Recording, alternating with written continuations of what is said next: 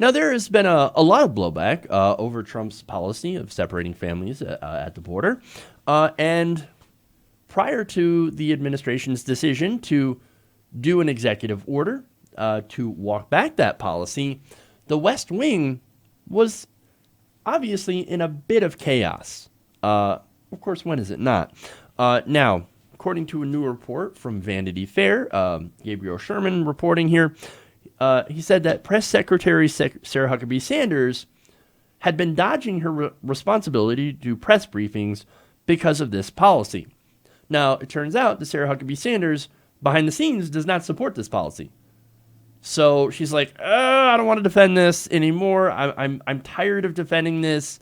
In fact, here's a source talking to Vanity Fair. She says she's tired of taking on water for something she doesn't believe in.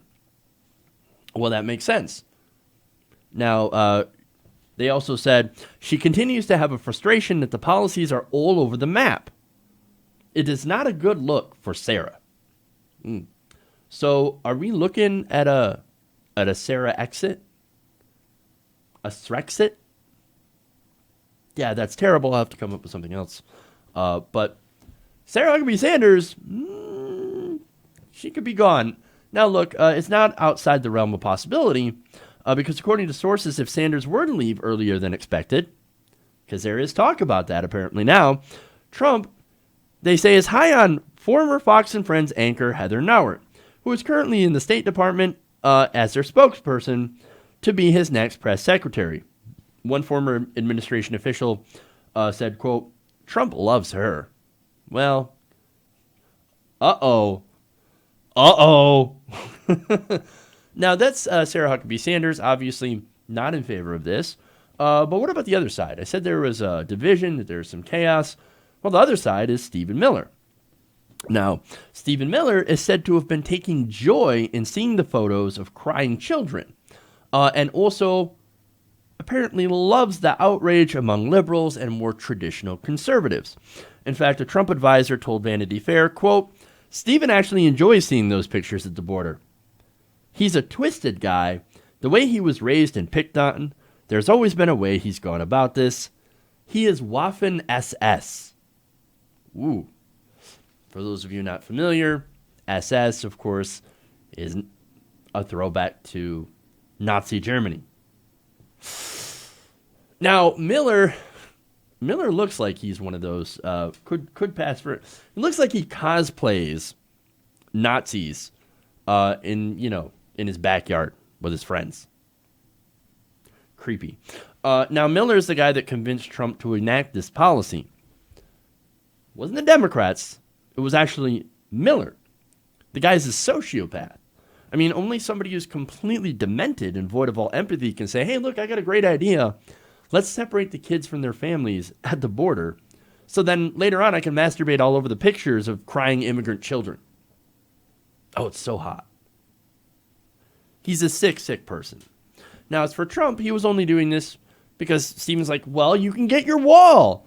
You hold the children hostage, and then you can get the Democrats to do their wall if you blame them. In fact, according to the piece in Vanity Fair, quote, Trump doesn't like this policy, and he knows it's not helping him, said a source who spoke to Vanity Fair on the subject. He said, quote, but he can't get within him that this is a problem, and he needs to take ownership of it. Well, as I mentioned earlier, he actually is taking ownership of it now, sort of, by saying, okay, I'm going to do an executive order. I'm going to reverse this policy that we enacted. Although he won't admit it, he'll still probably come out and say, I saved the children from the Democrats' terrible policy. Trump is great. We all know that's coming. But look, he blamed the Democrats. It's their fault. They're not doing anything about it. Well, actually, as soon as this began, Feinstein, who's somebody that I'm not in favor of on the Democratic side, immediately released a piece of legislation that would have ended the practice. Very, very few Republicans were interested in that. It's because their voters overwhelmingly loved this policy and instead had their own plan that was actually more draconian than what we're already doing. And, of course, he wasn't very interested in signing any Democratic bill that doesn't have funding for the wall because that was Trump's plan is, I want to get the wall. But of course, it's the Democrats' fault. Yeah. Look, this is all political. It's blown up in his face. And now he knows. He's like, okay, bad move. But I can still spin this to where I come out on top.